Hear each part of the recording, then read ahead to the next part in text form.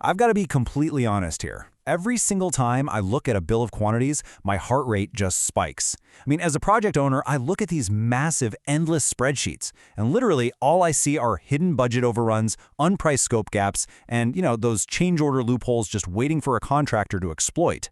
I am absolutely terrified of signing a fragile contract. So welcome to this explainer, where we are finally going to fix that fear. Hey, that is a very valid fear. I'm host B, and as a quantity surveyor who spent years really battling it out in the trenches of construction finance, I can tell you for a fact that most job cost overruns, they start as coding errors and vague documents, not actual field performance. So today, we are running a masterclass. We're going to take that fragile spreadsheet of yours and transform it into a totally bulletproof financial contract.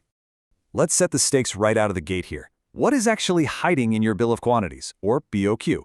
Well, honestly, a lot of times it's financial ruin. Seriously, just a single vaguely written description, or even one missing column in this document, can trigger a multi-million-dollar legal battle, or completely halt a project for months. See, that is exactly what keeps me up at night. It really feels like one tiny typo can just bankrupt an entire project. Oh, it absolutely can, because a BOQ isn't just a list of parts, right? It is the absolute financial baseline of your entire contract. If it's weak, your defense against contractor claims is pretty much non-existent. And honestly, the numbers really back this up, showing the real-world cost of all that chaos, 5.4%. According to the Construction Financial Management Association, the average general contractor loses 5.4% of project revenue purely to cost administration and bad coding. Wait, hold on. Just on administration and coding? Exactly. No hammer swung yet. On a standard $30 million job, that translates to a devastating $1.6 million bleeding out before anyone even steps on site. All because the teams are fighting over what scope goes into what budget bucket. So to fix this, we really need to change how we actually think about the document itself. I want you to think of a bulletproof BOQ as a highly detailed grocery list and a recipe combined. Okay, I like that. So it's not just telling them what to buy, but exactly how it's put together. Precisely. Think about it. If you hand two different chefs a generic grocery list, they're going to buy different qualities of ingredients at wildly different prices. But if you hand them a highly detailed list paired with an exact recipe, both chefs are going to buy the exact same ingredients at the exact same prices. That is exactly what a bulletproof BOQ does for competing contractors. It literally forces them to price the exact same assumptions. So, let's move into Section 1, the 6-column backbone. Okay, the recipe analogy makes perfect sense in theory. But man, where do I even begin structuring such a massive financial document without just getting totally overwhelmed? Well, let's actually pause on that 6-column framework, because honestly, it is the absolute backbone of the whole document. This is derived from standard measurement rules, like the NRM2 and RIB software standards. Every single line item must have these 6 things: an item number for tracking, a crystal clear description of the work, the unit of measurement, the quantity required, the rate or unit price, and finally the total cost. It actually sounds pretty simple when you lay it out like that. It is simple, but the key is that it's rigorous. Listen, if a contractor submits a bid and they conveniently leave out the unit rate but give you a total cost, they are hiding their math. This framework is absolutely non-negotiable. All right, that leads us right into Section 2, standardizing the chaos. So I've got my 6 columns, but a $30 million project has literally thousands of line items. How in the world do I organize them so my team doesn't just start tossing unknown costs into some massive, confusing miscellaneous bucket? Ah, yes, the dreaded MISC bucket. Honestly, that is where project margins go to die. Enter the CSI master format. It's this 50-division, 6-digit coding system that gives every single construction cost a standard permanent address. But why does a standardized address matter so much? Can't we just make up our own codes internally? I mean, you could, but you're going to pay for it in time. Seriously, projects using ad hoc, made-up codes take an agonizing 11 days to reforecast their budgets. But teams using a standard structure like master format, they do it in just 3.5 days. And faster reforecasting means you actually spot a budget blowout while you still have time to fix it. Just think about how this logic builds across the 6 digits. It's actually beautiful. The first 2 digits are the division, so say 03 for concrete. The middle 2 digits are the group, like 20 for reinforcing. And then the final 2 digits get really specific, so 21 for reinforcing steel. Oh, got it. So it drills down exactly like folders on a computer. Exactly. Hit the nail on the head. And what that means is a single cost code rolls up flawlessly from a superintendent logging field hours all the way up to a CFO reading an executive summary. Literally no manual translation required. Which brings us to Section 3, Takeoffs, net versus gross. Okay, I'm loving the structure. Now, let's talk about getting the quantities themselves right. Say I'm calculating concrete volume. Can I just pad the numbers by like 10% for spillage and waste just to be safe? Whoa, stop right there. Absolutely not. Honestly, that is one of the most dangerous things a junior estimator can do.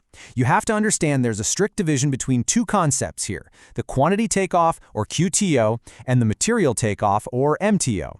Your BOQ must be based on the QTO. That is the net geometric truth of what is actually drawn on the plans. A 10-foot wall is exactly a 10-foot wall. But wait, the contractor is definitely going to drop some concrete, right? They literally have to buy more than the net amount. True, but that is the material takeoff. The MTO is what includes those gross adjustments for waste, overlap, packaging, all that. The contractor calculates the gross MTO on their end to figure out their purchasing, but they absolutely must price your net QTO in the actual bid. Because look, if you bake waste directly into the net quantities on your BOQ, you are creating a massive vulnerability. Right, because I can't verify the actual numbers anymore. Exactly. It completely muddies the takeoff data, making it basically impossible to audit against the drawings. Let's say a contractor claims a change order for extra concrete. If your numbers are padded, you won't know if they're eating into the real scope or if they're just eating into that padded waste. And that is exactly where contractors find loopholes to inflate variations. So always keep your quantities net and let the contractors account for their own waste in their unit rates. Moving on to Section 4, Accounting for the Invisible. Okay, that's a huge paradigm shift for me. Keep the quantities pure. But what about all those massive costs that aren't physical materials? You know, the cranes, the site offices, health and safety compliance? How do those actually fit into the BOQ? You are talking about the invisible engine of the project. In BOQ terms, we call those preliminaries.